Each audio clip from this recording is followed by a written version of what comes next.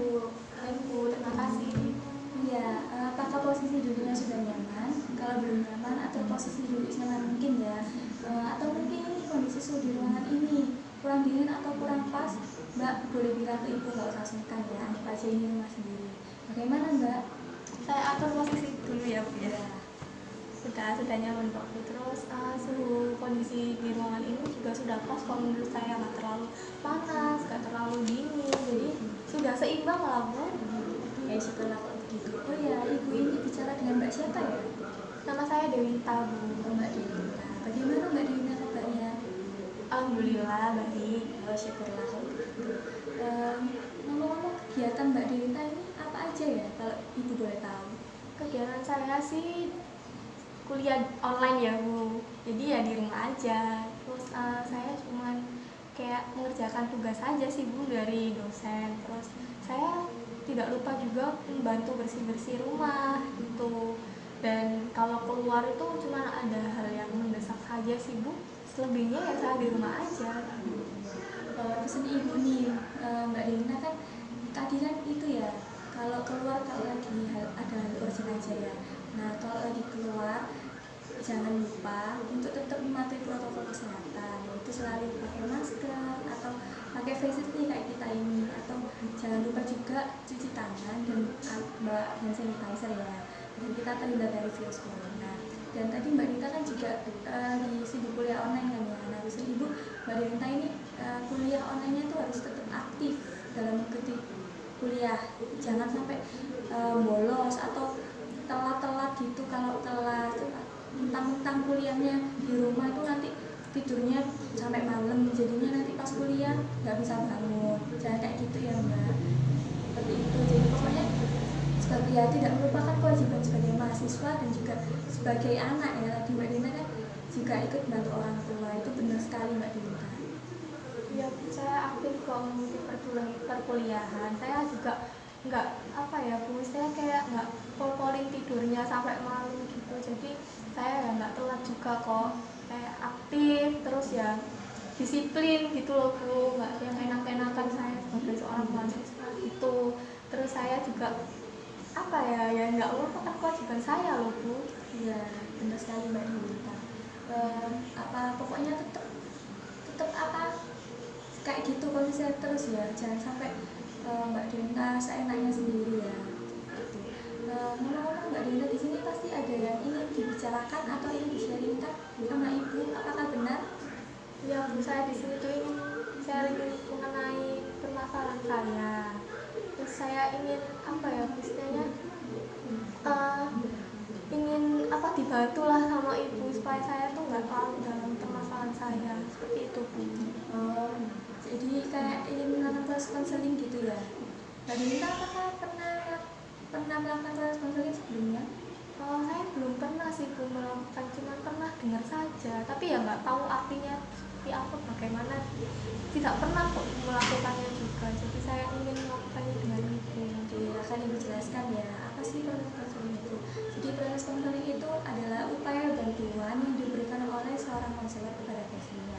Jadi di sini tuh Ibu bertindak sebagai konselor dan Mbak Dina ini sebagai konseling. Nah tugasnya konselor di sini apa? Konselor itu membantu mengarahkan apa sih permasalahan yang terjadi. Nanti di konseling itu akan dibantu mencari jalan keluar atau mencari solusinya. Jadi tapi di sini tuh yang mencari solusi itu bukan dari Ibu, melainkan dari Mbak Dita sendiri. Terus tugasnya konseling di sini apa?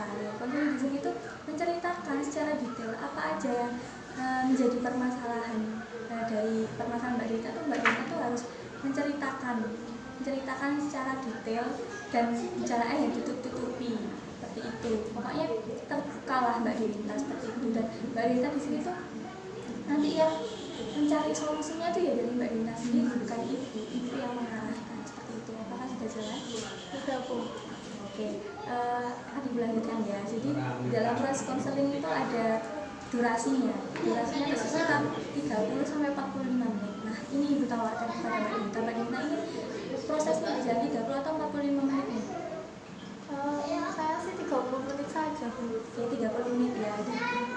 Di konseling ini tuh juga ada beberapa pertemuan, nantinya di pertemuan pertama ini kalau misalnya waktunya kurang bisa diadakan di pertemuan berikutnya. Nah seperti itu. Bagaimana Mbak Dinta? Sudah jelas.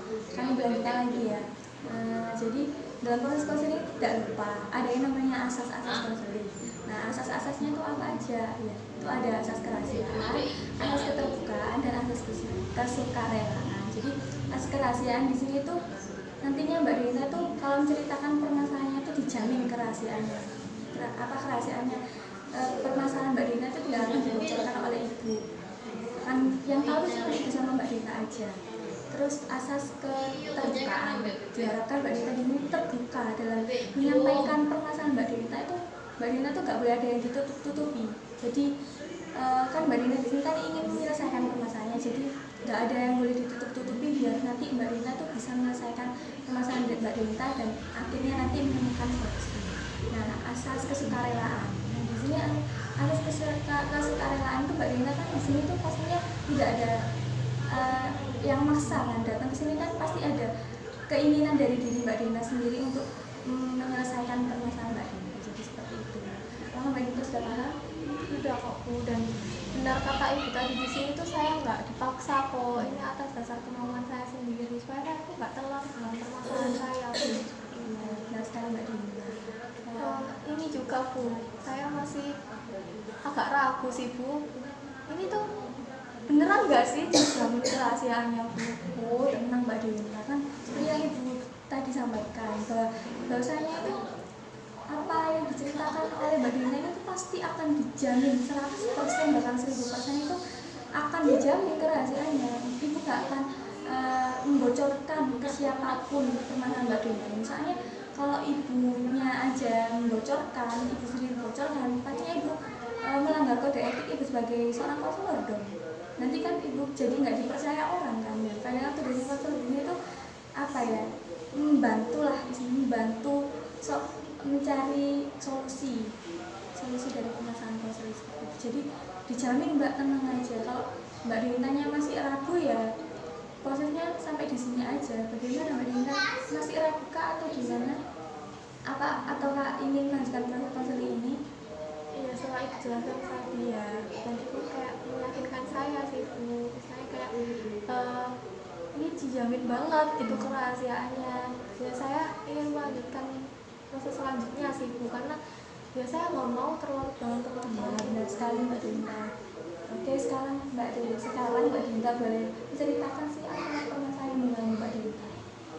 Jadi gini Bu, saya tuh kan kuliah. Nah kuliah itu kan saya di swasta Bu. Nah saya tuh sebelumnya sudah pernah mengikuti kayak tes dulu, tes masuk perguruan tinggi negeri Bu. Nah dari itu semua itu saya tuh gagal Bu, karena saya tuh ikut tes sampai berapa ya, 3-4 kali Bu. Dan saya tuh kayak selalu gagal gitu loh. Saya tuh kayak merasa bahwa saya kok bodoh banget sih gitu. Ikut tes 3-4 kali saja tuh saya kok nggak lolos gitu loh.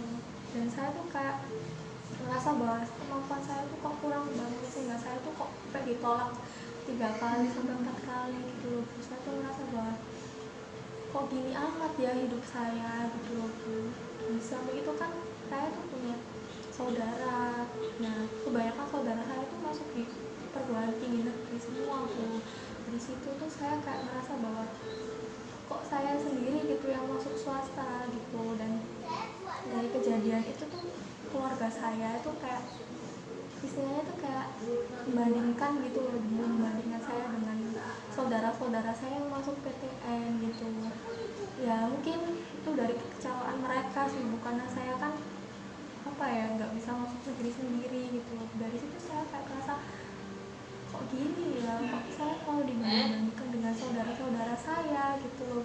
Dari situ saya kayak apakah masuk swasta itu suatu kesalahan ya gitu. Sampai saya tuh pernah merasa kayak istilahnya saya tuh ada di fase yang bener-bener hopeless gitu loh Bu, kayak putus asa gitu. Jadi saya tuh sampai nggak mau kuliah dulu itu awalnya. Dan ya walaupun saya nggak disadarkan, saya kayak saya masih terlalu dalam permasalahan saya itu kan akan bisa maju gitu loh Bu. Nah dari situ tuh saya kayak apa ya, kalau saya keluarga saya membandingkan lagi kan pernah kayak iya kan loh, kayak keluarga apa ya dulu keluarga saya lagi kumpul-kumpul gitu loh Bu. Kayak, oh iya yang negeri itu yang ini, terus yang aku itu kayak dibilang swasta sendiri gitu loh. Dan itu kayak kok inget-inget itu lagi, saya tuh langsung flashback gitu loh Bu, ke masa dimana saya tuh hopeless gitu, kayak gitu sih Bu. Dan itu mengganggu saya sekali permasalahan ini gitu. Oke, Ibu rangkum dulu ya permasalahan Mbak Denta ini. Jadi Mbak Denta ini tuh merasa bahwa Mbak Denta kayak dibanding-bandingkan kan, soalnya Mbak Denta itu kuliah di swasta dan Mbak Denta kayak mendapat perlakuan yang istilahnya kayak direndahin gitu kan sama keluarga Mbak Denta, soalnya Mbak Denta itu nggak bisa masuk PTN. Makanya sebelumnya kan Mbak Denta kan sudah mengikuti tes beberapa kali tapi nggak berhasil, nggak lolos, dan Mbak Denta merasa dirinya Mbak Denta itu bodoh seperti itu. Jadi menurut Ibu ya, kenapa sih kok Mbak Denta bisa berpikiran kayak gitu? Kok masa kuliah di swasta itu apa bodoh? Orang yang kuliah di swasta itu apakah semuanya itu orang bodoh? Kenapa kok Mbak Denta bisa berpikiran seperti itu? Boleh dijelaskan? Ya akibat dari itu loh Bu, saya dibanding-bandingkan itu loh. Saya tuh merasa bahwa masuk swasta itu suatu hal yang buruk gitu loh Bu. Tuh kayak gitu loh Bu, saya tuh kayak kok gini sih gitu loh Bu. Saya tuh kayak bener sampai pernah ya Bu nangis sendiri. Bahkan saya tuh waktu pengumuman tes itu kan saya yang pertama aja udah nggak lolos kan, terus yang kedua, nah yang ketiga itu sampai saya tuh bener-bener putus asa gitu, sampai saya tuh mengurung diri di kamar gitu, saya tuh nggak keluar ya, kayak meratapi gitu loh Bu, kok meratapi nasib saya loh 3 kali ikut tes kok nggak pernah lolos gitu loh Bu. Saya tuh sampai pernah juga mau nggak kuliah gitu, tapi saya tuh mikir kalau misalnya saya nggak kuliah tuh ya saya gimana gitu. Tapi saat saya masuk kuliah ini pun ya saya masih ngerasa bahwa kalau misalnya ketemu sama keluarga saya lagi tuh ya masih dibanding-bandingkan gitu loh Bu. Nah itu yang mengganggu pikiran saya. Jadi seperti itu. Apakah keluarga yang istilahnya tadi Mbak Denta kan bilang kalau direndahin ya sama keluarga Mbak Denta, kayak dibanding-bandingkan gitu ya sama keluarga Mbak Denta. Nah, yang membanding-bandingkan itu berapa orang? Satu orang atau semuanya, hampir semuanya? Ya beberapa sih Bu, itu yang Jadi satu orang lebih. ya satu orang ya 1 sampai 2 orangan gitu ya, kayak bude-bude saya gitu, tante-tante saya bilang, oh iya ya yang anaknya siapa ini, bapak ini nggak masuk negeri gitu. Jadi kayak kumpul keluarga besar gitu tuh saya kayak malu gitu loh Bu, kayak cerita mengenai perkuliahan gitu loh. Oh iya yang kamu yang di ini ya, yang di univ ini ya, oh kamu di univ yang swasta itu, kayak gitu, kayak seolah-olah saya tuh kok gini amat ya, masa kuliah di swasta itu loh kok kayak dianggap remeh gitu loh Bu, sama keluarga saya seperti itu. Nah, dengan kalau Mbak Denta bilang istilahnya Mbak Denta di keluarga Mbak Denta bilang kayak gitu tuh, Mbak Denta responnya kayak gimana? Ya, Mbak Denta kayak diem kah, atau Mbak Denta kayak berusaha menjelaskan bahwa aku meskipun di swasta aku kayak gini loh, gimana responnya Mbak Denta? Pokoknya setelah keluarga Mbak Denta bilang kayak gitu tuh responnya kayak gimana? Ya saya ya kalau ditanyain kuliahnya gimana ya gini gitu ya, saya tuh yang jelasin gitu Bu, tapi dalam hati kecil saya tuh saya kayak ya merasa sakit hati gitu loh Bu, kayak ini kok dibanding-bandingin lagi gitu loh Bu. Nah saya tuh itu yang selalu mengganggu pikiran saya, dan saya tuh ya diam kalau ditanyain. Soalnya itu kadang ya keluarga saya tuh lebih fokus yang saudara sama saudara saya yang masuk PTN itu, saya tuh kayak pasti kayak digituin gitu loh Bu. Saya tuh merasanya seperti itu. Apakah saudara Mbak Denta yang PTN itu gimana responnya kalau ketemu Mbak Denta tuh kayak ya ikut membanding-bandingkan atau kayak gimana lah responnya, atau apa mereka kayak memandang Mbak Dinta rendah atau gimana? Ya kok saudara saya sih ya enggak sih Bu, cuman ya dari kayak yang tadi saya bilang nama saya, bude saya itu ya, kalau saudara saya yang sama saya itu ya cerita mengenai perkuliahan, kayak kegiatannya apa sih di perkuliahan, terus kayak gimana apa kuliahnya, lancar apa enggak, kayak gitu. Saya tuh sama saudara saya tuh yang ya baik, malah akrab banget gitu dengan saya sama dia gitu. Ya cuman saya rasanya tuh kayak gini loh Bu, ya kamu lebih unggul dari aku, kamu lebih pintar dari aku, buktinya apa? Buktinya kamu masuk negeri sedangkan aku enggak. Sedangkan kayak saya tuh merasa saya ini tuh bodoh gitu loh Bu, dia aja mau bisa masuk negeri dan itu favorit gitu loh Bu, dan itu kayak udah dipandang bagus banget gitu loh univnya Bu. Nah sedangkan saya apa, univ pinggiran, univ yang nggak terkenal gitu loh Bu. Nah, apa orang tua Mbak Dinta apakah juga ikut kayak gitu? Ya Kayak, kalau kayak maksudnya orang tuanya Mbak Dinta apakah juga ikut membanding-bandingkan Mbak Dinta juga? Tadi kan Mbak Dinta juga bilang punya saudara yang itu, saudara kandung apa saudara itu jauh yang negeri, ya saudara jauh sih Bu sebenarnya, cuman saya tuh ya dulu pernah ya dulu setelah saya tahu kalau saya tuh nggak bisa masuk negeri, ya orang tua saya pastinya kecewa Bu, kayak dia kok nggak lolos lagi gitu loh Bu. Saya kan udah 3 kali itu nggak pernah lolos, ya ada ya Bu rasa kekecewaan dari mereka, saya juga tahu. Terus saya kan yang tadi saya bilang juga, saya tuh sampai mengurung diri di kamar gitu, saya kayak nggak bisa menerima ini semua gitu loh Bu.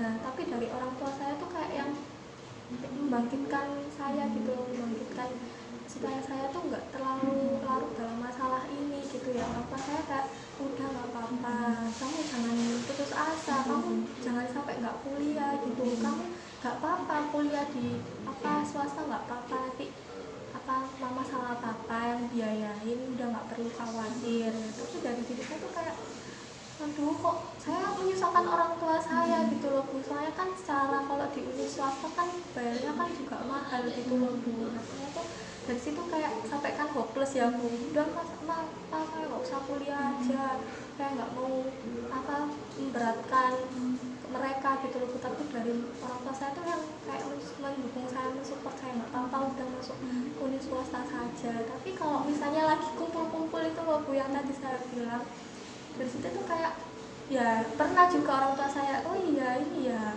kamu tuh kayak ini loh apa kayak si A gitu ya Bu, saya kayak saudara saya yang masuk negeri itu, kamu belajar ya kayak gitu loh Bu, belajar yang giat gitu ya.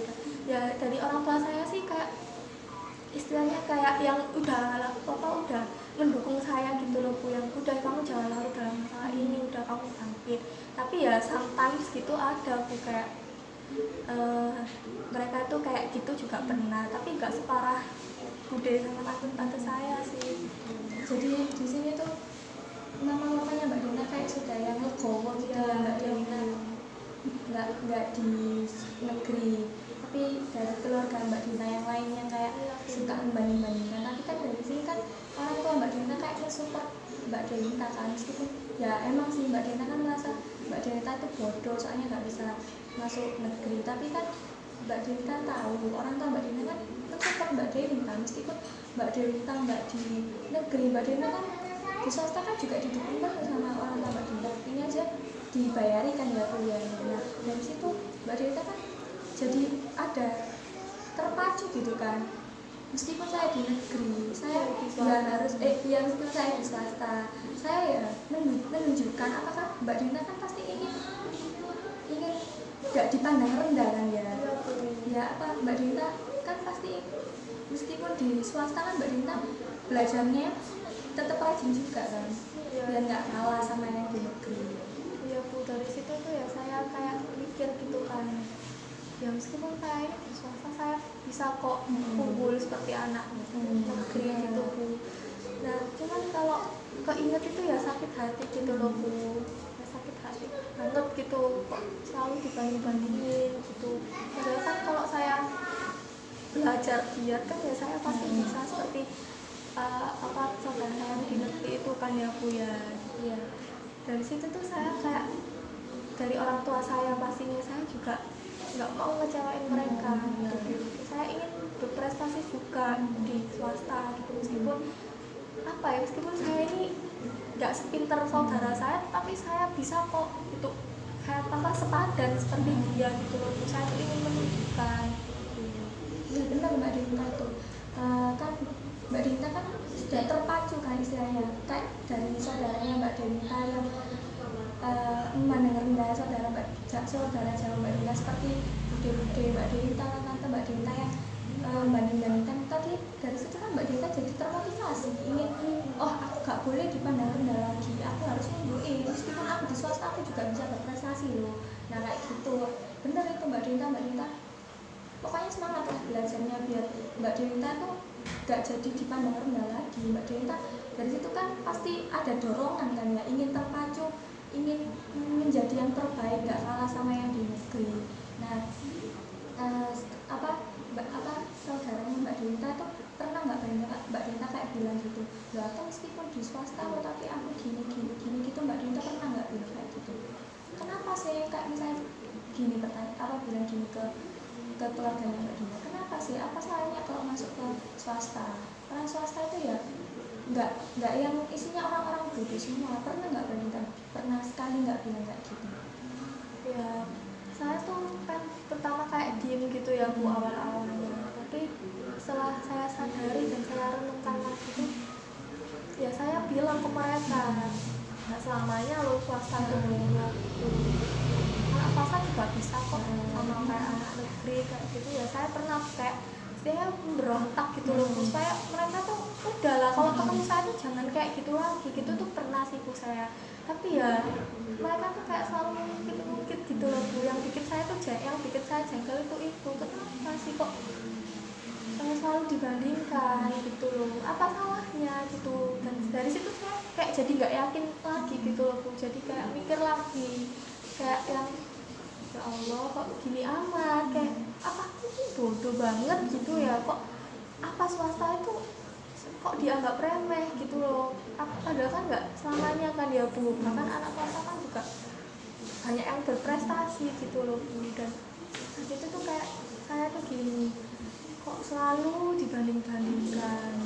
Nah, saya tuh ingin kayak misalnya ya keinget kalau dibanding-bandingin, saya tuh ingin merubah mindset saya gitu loh, supaya saya tuh nggak selalu berpikiran negatif tentang swasta gitu loh Bu. Dan saya juga tidak berpikiran negatif terhadap mereka yang membandingkan saya itu. Saya tuh ingin kayak gini, udahlah stop banding-bandingin orang lain gitu. Saya tuh kayak ingin menyadarkan diri saya juga supaya saya nggak terlarut mikir kalau misalnya dibanding-bandingin gitu. Saya tuh kayak ingin ya udahlah, udah bodo amat sih, maksudnya ya udah itu kan pendapat mereka, yang penting saya ingin menunjukkan kalau saya bisa kok berprestasi gitu loh. Iya benar Mbak Dinta. Jadi mungkin di sini tuh konteksnya itu keluarga Mbak Dinta tuh nggak kayak membanding-bandingin sih. Ini sepertinya tuh yang punya pikiran negatif itu Mbak Dinta sendiri, yang terlalu overthinking, kayak menganggap mungkin maksud keluarganya Mbak Dinta itu nggak kayak gitu, tapi Mbak Dinta tuh menerimanya itu dengan pikiran yang negatif, jadinya timbul rasa kok aku selalu dibanding-bandingin. Mungkin maksudnya keluarganya Mbak Dinta tuh nggak kayak gitu. Nah, kayak oh ini yang swasta, cuma ya sekedar bilang kayak gitu, tapi tujuannya tuh nggak membanding-bandingin, mungkin seperti itu. Tapi Mbak Dinta itu yang menelan kata-kata itu dengan mentah-mentah, sehingga Mbak Dinta muncul pikiran yang irasional tadi, pikiran yang enggak tentang saya agak bodoh itu ya. Mungkin sebenarnya kan apakah pernah keluarga Mbak Dinta itu menganggap Mbak Dinta bodoh? Apakah pernah terucap gitu langsung bilang oh nah ini bodoh soalnya gak bisa masuk negeri? Apakah pernah terucap seperti itu? Ya orang tua saya nggak pernah sih Bu bilang seperti itu, cuma ya dari pikiran saya ya Bu ya. Karena maksudnya keluarganya Mbak Dinta yang kalau setiap ketemu itu tadi pernah nggak tante atau bude Mbak Dinta tuh bilang oh anak ini loh bodoh masuk masuk univ swasta gitu pernah ada terucap kata bodoh? Ya enggak sih Bu, cuman Kan saya enggak. tuh ngerasanya gitu, soalnya kayak saya kayak oh gitu loh, kayak yang oh cukup tahu gitu kalau saya tuh masuk di swasta, jadi tuh mereka pusat perhatiannya tuh kan saudara saya yang negeri tadi tuh loh Bu. Saya tuh jadi mikir kayak yang enggak, jadi yang kata ibu tadi yang saya mikir yang aneh-aneh gitu loh. Saya menganggap bahwa saya ini apa buruk, saya ini bodoh, saya ini kayak istilahnya orang terbodoh di dunia gitu loh Bu. Saya tuh pernah sampai kayak gitu, ada di fase yang seperti itu, dan saya tuh kayak aduh kok selalu muncul pikiran-pikiran negatif itu loh Bu, itu yang menghantui saya, yang mengganggu pikiran saya gitu. Jadi saya harus bagaimana Bu? Nah, kayak tadi Mbak Dinta bilang kan, Mbak Dinta ini kan ini tuh cuma pikirannya Mbak Dinta aja yang kayak gitu, harus dilawan. Pikiran Mbak Dinta yang kayak gitu tuh malah nanti membuat Mbak Dinta nggak akan jadi manusia yang maju. Menurut ibu ini tuh Mbak Dinta yang pikirannya tuh selalu negatif. Jadi saya tuh salah mengartikan pikiran saya gitu tapi ya benar, Mbak Dinta tuh sebenarnya Mbak Dinta tuh sudah sadar. Mbak Dinta kan nggak bodoh sebenarnya, nggak semua orang tuh nggak ada yang bodoh Mbak, cuma mau berusaha atau enggak. Kalau mau berusaha ya pasti nggak akan bodoh. Nggak ada orang di dunia itu yang bodoh Mbak Dinta, nggak ada orang yang nggak berguna di hidup itu, nggak ada. Semua itu pasti mempunyai itu kelebihan masing-masing ya. Untuk saat ini emang Mbak Dinta nggak di negeri, tapi sometimes mungkin Mbak Dinta nanti maybe ya kedepannya Mbak Dinta malah mendapatkan pekerjaan lebih mudah dibanding keluarga Mbak Dinta yang bisa masuk negeri tadi. Mungkin nanti kedepannya nasib Mbak Dinta akan menjadi baik. Kan nggak semuanya yang ada di swasta itu buruk, nggak semua orang yang ada di swasta itu bodoh. Itu hanya persepsi Mbak Dinta sendiri yang menganggap bahwa Mbak Dinta itu bodoh, nggak bisa masuk PTN itu adalah orang bodoh. Tes berkali-kali itu nggak lolos itu adalah orang bodoh. Itu hanya dari persepsi Mbak Dinta sendiri, bukan Mbak Dinta itu dipandang rendah oleh keluarga Mbak Dinta seperti itu. Jadi saya tuh mengubah pikiran negatif saya itu supaya menjadi positif gitu ya Bu ya. Iya benar, dari Mbak Dinta sendiri tuh sebenarnya tuh sudah sadar kalau Mbak Dinta tuh gak kayak gini, tapi Mbak Dinta tuh bingung gitu ya, masih bingung mau melakukan cerita ke siapa itu masih bingung gitu. Tapi dari keluarga Mbak Dinta tuh kan nggak ada, tadi kan Mbak Dinta bilang nggak ada yang pernah menganggap diri Mbak Dinta bodoh kan, tidak ada satu pun terucapkan kalimat anak ini bodoh secara langsung di depan Mbak Dinta bilang kayak gitu, nggak ada ya. Soalnya pada dasarnya keluarga Mbak Dinta tuh nggak menganggap Mbak Dinta bodoh, itu hanya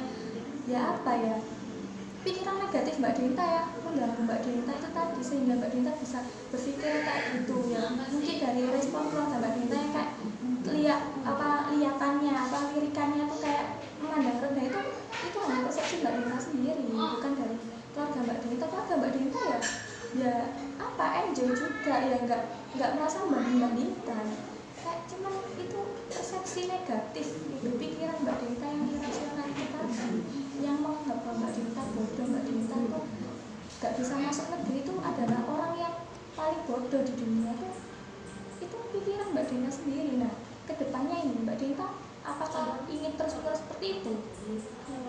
Ya enggak kan, maksudnya saya juga ingin membuat bangga orang tua saya gitu ya. Dengan saya ini masuk swasta, saya ingin bisa menunjukkan bahwa saya itu juga mampu kok, saya bisa, dan saya bisa menoreh prestasi gitu loh Bu. Istilahnya saya itu bisa kayak membuat mereka bangga dengan prestasi saya, dengan nilai saya yang stabil di setiap semesternya gitu loh Bu. Dan ya yang saya lakukan ya mengubah mindset saya gitu ya Bu ya, mengubah mindset atau pikiran negatif saya menjadi pikiran yang positif, supaya kedepannya saya bisa lebih maju begitu kan ya Bu. Dan saya perlu banget untuk berusaha semaksimal mungkin ya. Meskipun di swasta saya bisa kok unggul prestasi ya, dan saya jangan males-malesan, justru benar kata ibu tadi ini tuh menjadi motivasi untuk saya gitu Bu. Nah kan sejauh ini apakah prestasi Mbak Dinta di kuliah ini IPK-nya gimana? Stabil atau grafiknya turun?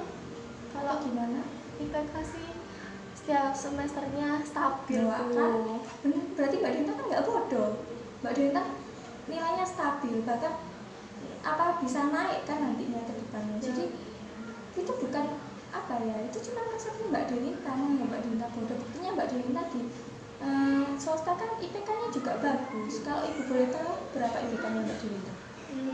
Ya 3,5 ke atas itu kan bagus kan, 3,5 ke atas. Nah, itu berarti cuma pikiran negatif Mbak Dinta aja yang mengganggu itu, bukan Mbak Dinta bodoh. Enggak, itu ya persepsi Mbak Dinta sendiri yang menganggap Mbak Dinta bodoh. Bukti aja Mbak Dinta nilai IPK-nya tetap stabil kan ya, Mbak Dinta bisa berprestasi itu. Jadi itu yang salah itu mindset saya gitu ya. Jadi saya harus mengubahnya supaya saya tuh nggak selalu larut dengan mindset saya yang salah ini gitu, supaya saya juga bisa membuktikan bahwa orang yang masuk swasta itu sama unggulnya seperti anak yang di negeri gitu loh. Saya tuh ingin menunjukkan, jadi saya kayak memotivasi diri saya gitu ya, kayak mengubah konsisten ya untuk mengubah mindset saya yang awalnya salah itu menjadi lebih baik seperti itu ya Bu ya. Iya benar sekali Mbak Dinta. Pokoknya harus tetap itu tadi, konsisten. Mbak Dinta nggak boleh kalau selamanya Mbak Dinta berpikiran seperti itu, berpikiran bahwasanya Mbak Dinta bodoh, ya Mbak Dinta akan seperti itu terus. Jadi Mbak Dinta bisa mengubah mindset Mbak Dinta itu tadi tuh dengan cara itu tadi, kayak yang Mbak Dinta sampaikan tadi, motivasi terus. Mbak Dinta harus istilahnya nggak boleh lah kalau misalnya Mbak Dinta terus di masalah ini, ya Mbak Dinta nggak akan maju ke depannya. Jadi harus Mbak Dinta tuh punya rencana kan pasti Mbak Dinta kan bisa sih memilih plan apa yang bagus buat Mbak Dinta biar Mbak Dinta tuh bisa menjadi manusia yang baik. Kan Mbak Dinta punya rencana sendiri menjadi orang yang sukses kan? Seperti itu Mbak Dinta. Ya Bu, jadi saya mengubah itu tadi ya Bu ya. Bismillah, semoga saya kalau misalnya menghantui itu lagi, pikiran negatif menghantui saya terus, saya sebisa mungkin untuk menghilangkannya ya Bu ya, supaya saya nggak terlalu dalam pikiran negatif saya yang mengganggu ini ya Bu ya. Sekali Mbak Dinta, pokoknya konsisten. Pokoknya kalau ada pikiran Mbak Dinta kayak gitu tuh dilawan, nggak boleh. Dinta nggak boleh kayak gini, Dinta nggak boleh overthinking. Kalau Mbak Dinta itu bodoh, nggak boleh, dihilangkan jauh-jauh pikiran seperti itu, harus ditanamkan seperti itu ya. Jadi apakah ada yang dibicarakan lagi Mbak Dinta? Ya sudah sih Bu, menurut saya sudah, dan ya itu harus melawan pikiran negatif saya gitu. Perasaan Mbak Dinta setelah Mbak Dinta cerita kayak ini semua gimana? Saya lega sih Bu, ternyata Ibu juga istilahnya kayak menyadarkan saya gitu, supaya saya nggak terlarut dalam pikiran negatif itu. Saya bersyukur sih Bu, masih Ibu juga mendengarkan cerita saya dengan baik, memberikan pendapat supaya saya tuh bisa termotivasi untuk lebih maju seperti itu Bu. Saya berterima kasih sekali. Ya, saya juga berterima kasih sama Mbak Dinta. Misalnya Mbak Dinta ini yang dari tadi kayak aktif dalam menyampaikan pendapatnya itu Mbak Dinta sangat aktif sekali. Jadi biar nanti Mbak Dinta tuh kedepannya nggak kayak gitu lagi. Benar sekali Mbak Dinta, sudah tepat tinggal diimplementasikan saja seperti itu. Oke, kalau nggak ada yang dibicarakan lagi, kita tutup ya pertemuan kita ini. Soalnya ya sudah, Ibu rasa 30 menit sudah berjalan ini. Jadi Ibu akhiri ya, sampai di sini dulu aja pertemuannya. Baiklah, kalau begitu terima kasih Mbak Dinta. Assalamualaikum warahmatullahi wabarakatuh.